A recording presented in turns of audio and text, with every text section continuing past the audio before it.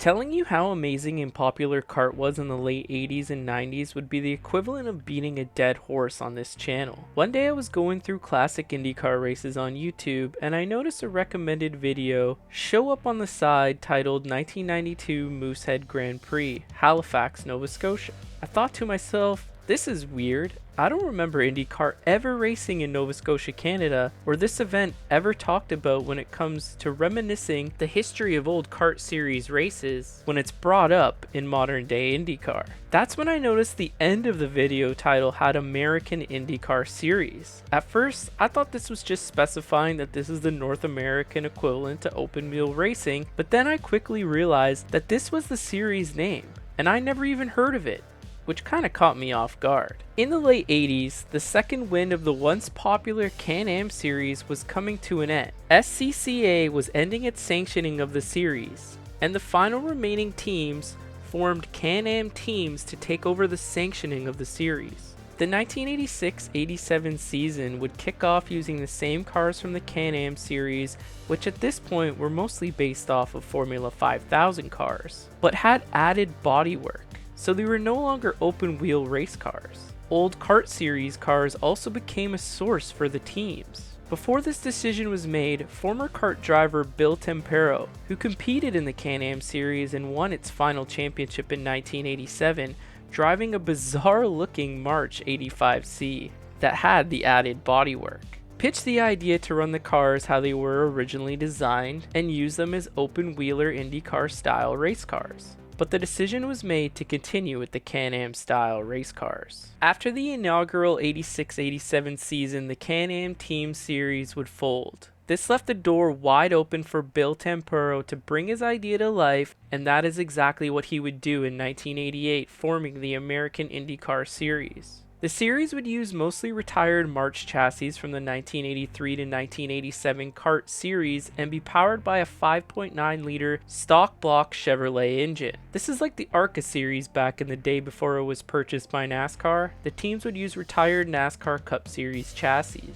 Bill ran his own team in the CART series, and when he competed, he knew how crazy expensive the series was becoming to compete full time. He wanted his series to be a cheaper and affordable alternative to the CART series. You could purchase a car for around $45,000 and spend about $100,000 to compete in a full season. Now don't get me wrong, this is still pretty expensive, but versus the CART series, it was exceeding teams $1 to $2 million to compete in a full season, if not more. Void for this type of car for American talent is to come out of sprint cars or other types of formula cars in the United States.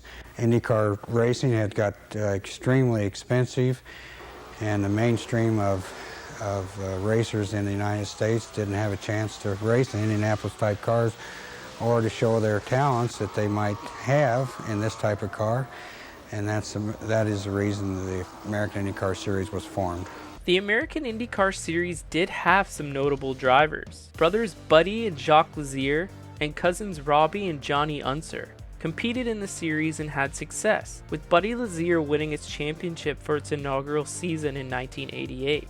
Video and photos are extremely hard to come by throughout the series' existence, especially that inaugural 1988 season, but I did manage to find a home video from Shangri-La Speedway in New York in 1988. Even results of the series can be hard pressed to come by, as in its later years some races are not even confirmed that they ever took place. The series mostly ran short ovals and club level road courses, but it also had some street tracks in the mix as well. Throughout its history, the series held anywhere between 4 and 16 races in a season and had some pretty ambitious scheduling throughout its history. The series has confirmed races in the US mainland, Canada, and Mexico, but also had plans to race over in Hawaii and Puerto Rico, but those events never took place. In fact, the series had a lot of schedules announced prior to its season, but were heavily revised sometimes multiple times in a season. This led to several race cancellations or events never taking place. As the series and the years went on, the series continued to use retired CART chassis.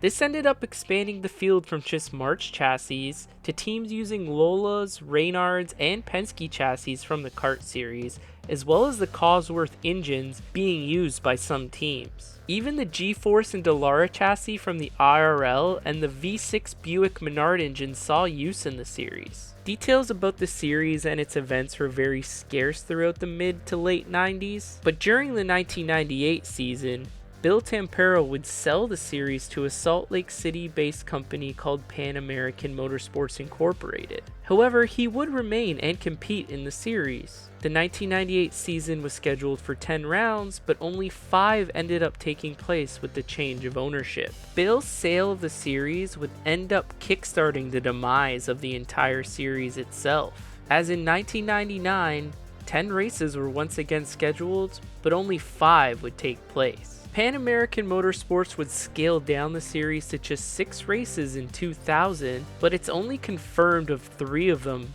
taking place. This would end up being the final season, as the series would fold and not compete in 2001. A new organization called the United States Speedway Series was able to pick up the remains of the series starting in 2001. Very little is known about this series, and it operated under the radar from 2001 to 2005. It raced road courses only and stayed pretty much to the west coast of the United States. The series went kind of dark after 2005 with little to no information available.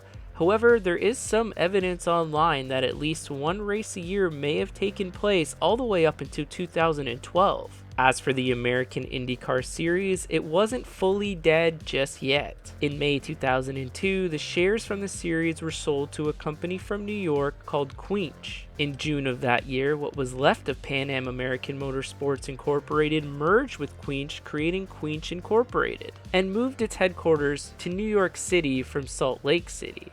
The company tried to get the series rolling again, as they scheduled 6 races, but only 3 would take place. For the 2003 season, they would once again release a 6-race calendar. None of these races would ever take place though, as the series owner Quench was caught up in a corporate fraud scheme. The leaders of the company were sent to prison for stock fraud, which would officially put the final nail in the coffin for the American IndyCar Series. Now it's my turn to hand it over to you. Do you guys remember the American IndyCar Series? Let me know in the comments below. With its first 2 seasons happening before I was even born, and someone who's in their mid-30s, I was still pretty young when the series had the most spotlight on it, and that is probably the main reason why I never really remembered it. But with that being said, I would love to hear the stories or memories you guys have of the series, or do you even remember the series existing at all? Thanks for watching, take care everyone, and I'll see you next time.